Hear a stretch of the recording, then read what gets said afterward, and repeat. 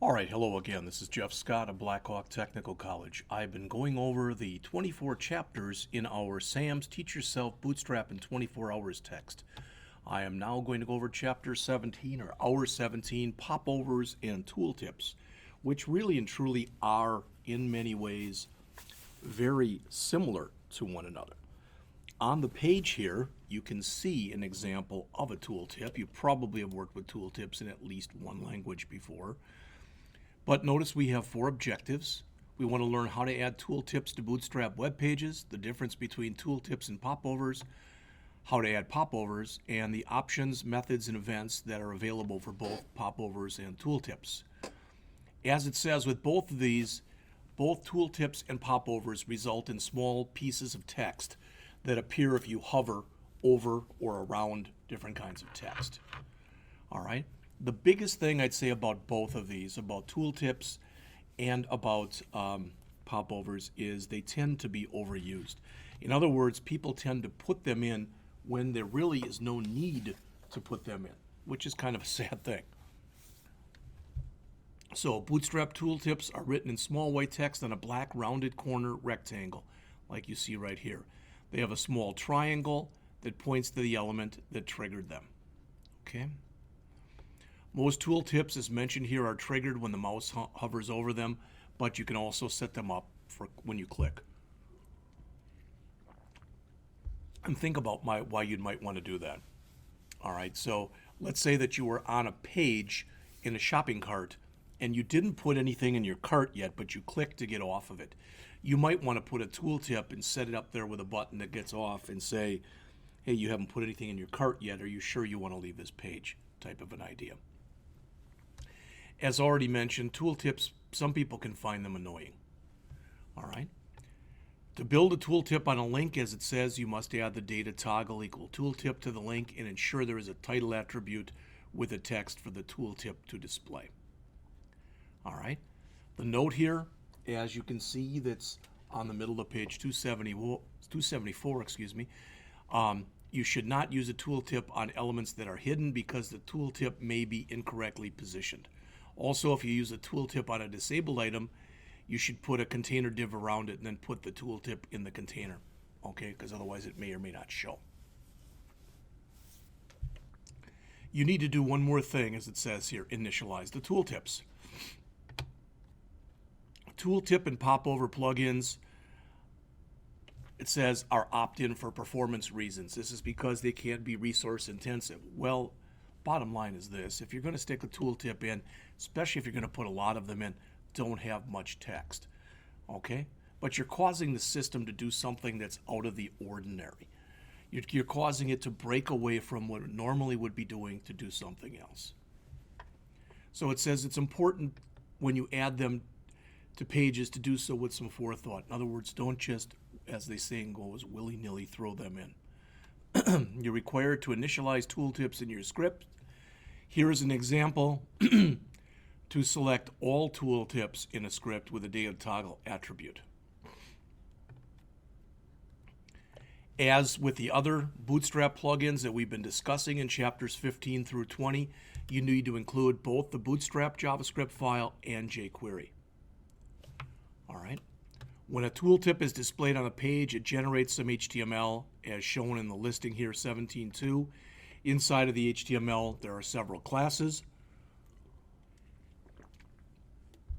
And the important thing is these classes can be used in conjunction with CSS to provide additional styling to the tooltips. They mention here that the one class that changes is top, excuse me, because it defines where the tooltip will display.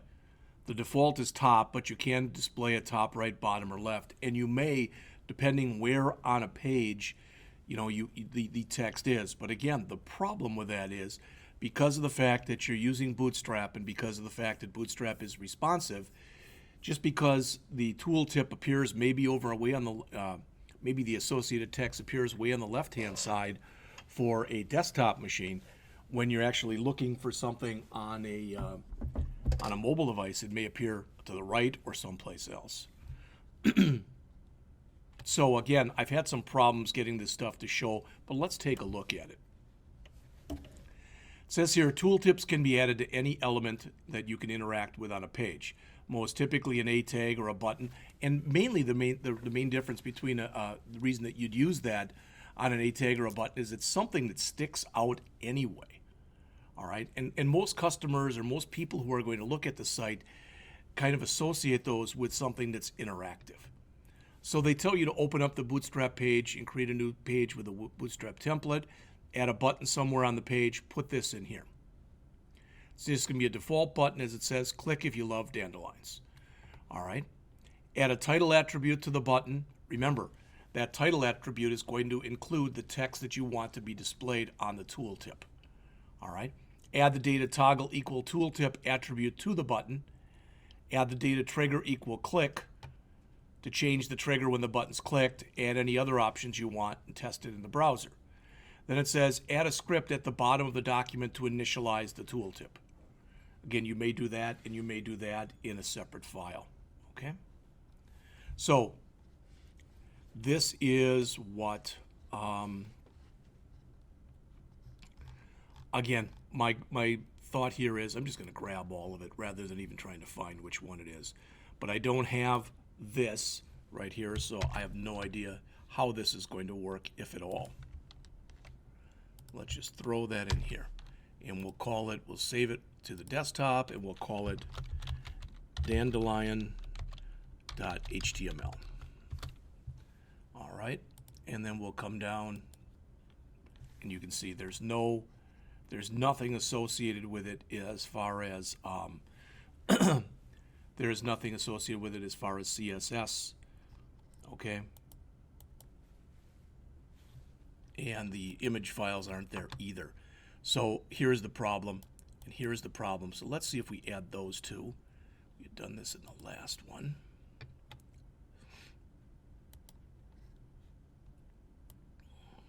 Trying to clean this up and see if we can get something to show on here.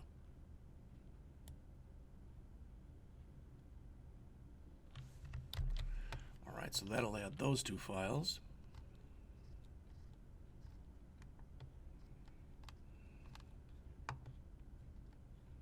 See, we don't have that image, so that's going to be a problem.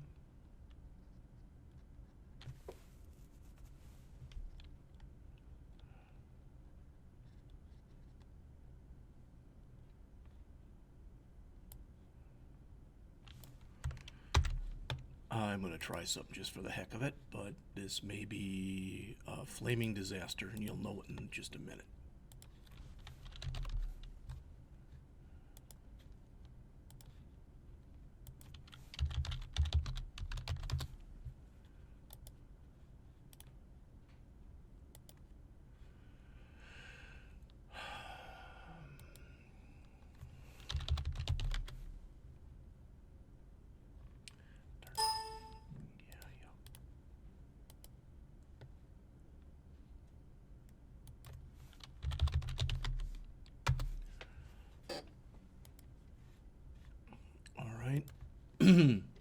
So I'm just going to put it right here where the other one is.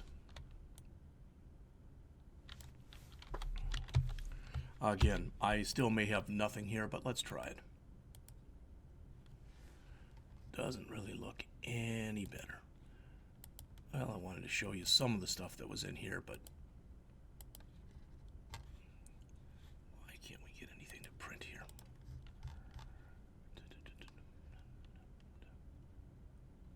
We need the Bootstrap Min Css file, which we don't have.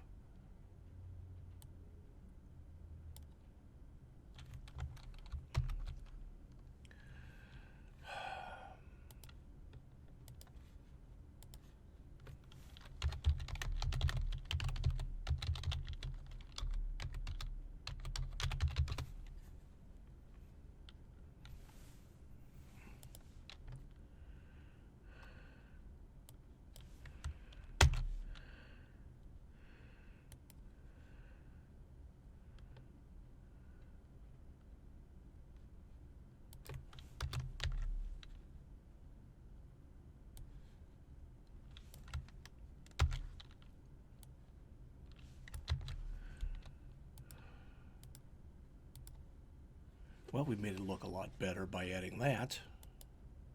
There you go. Everyone should love dandelions, so at least you've seen it. Okay, there's the tooltip. Rectangular, rounded corners, pointing downward. Okay, so you've at least seen some of it here. All right.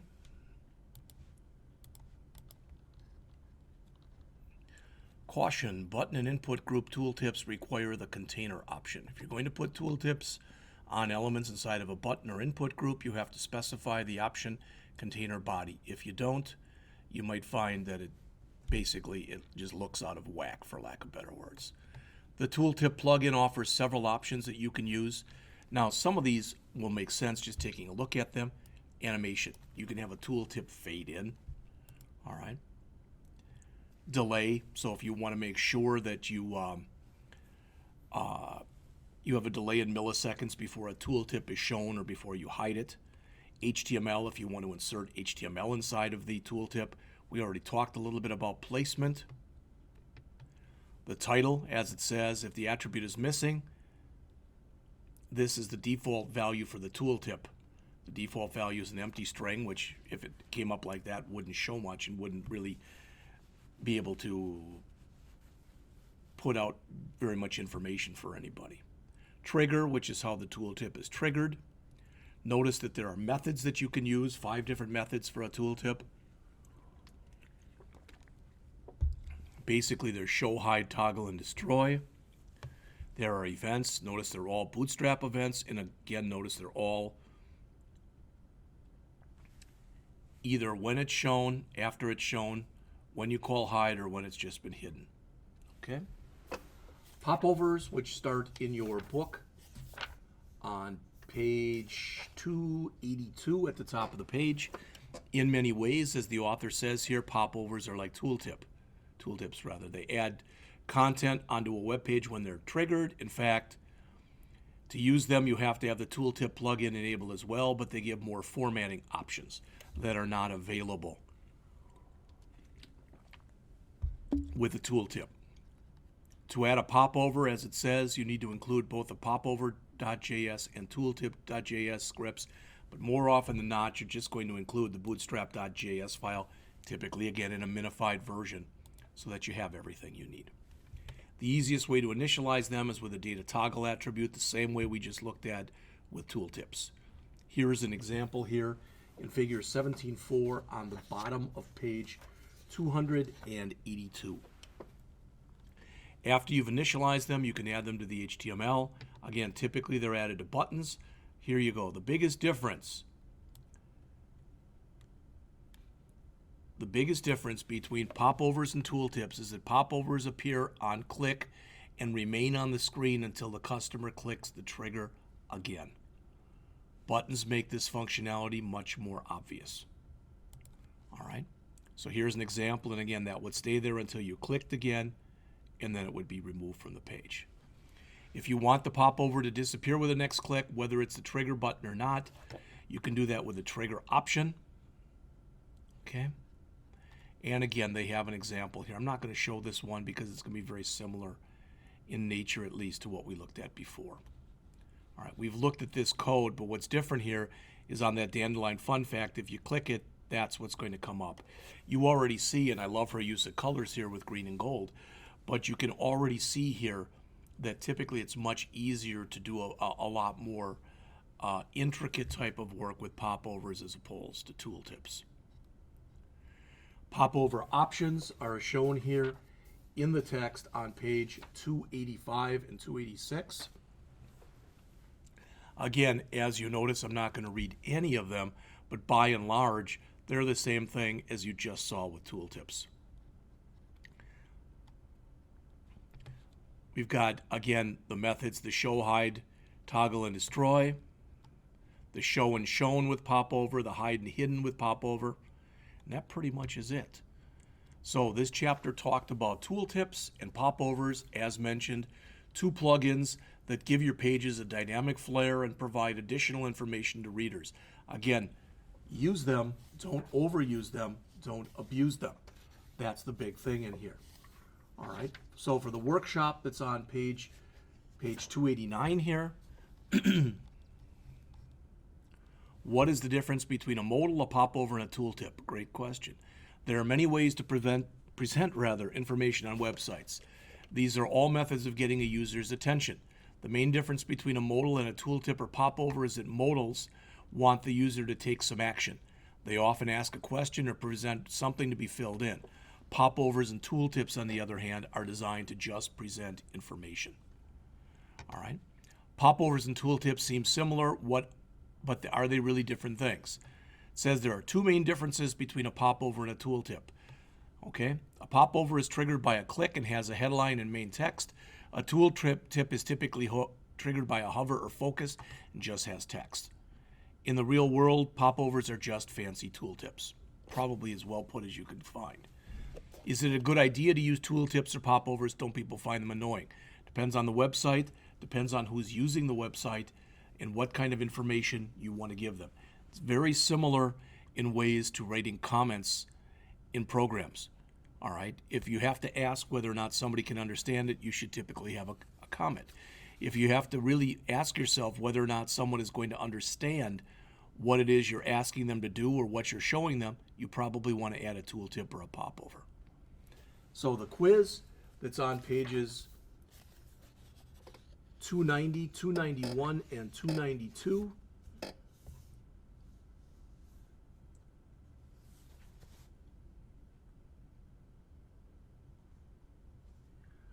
All right. Number 1, which of the following triggers is the standard tooltip trigger? And it's B, mousing over an element. Number 2, true or false? You can only put tooltips on links. False. You can also put them on buttons, as we saw. Number 3, why is it a bad idea to use tooltips on elements when the display none style?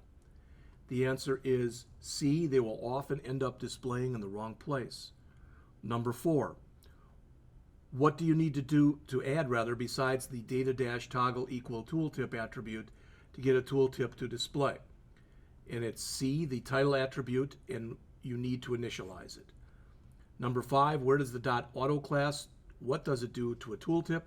The answer is D, it changes the position of the tooltip if necessary. Number 6, what is the difference between a tooltip and a popover? The main right answer there, or the answer there, is A, a popover provides more formatting options. Number 7, which scripts are required to use popovers? The answer is actually D, all of them. Number 8, which of these holds the popover content? The answer is C, .popover/content. Number 9, which event fires as a popover is being shown? The answer is B, show.bs.popover. And number 10, what can you do if you want to use an aside to contain your popovers rather than a div tag? And the answer is A, change the popover with the data dash template attribute. That pretty much is it for chapter 17, so we'll go on next to chapters 18 through 20. Chapter 18, which will follow, is transitions, buttons, alerts, and progress bars.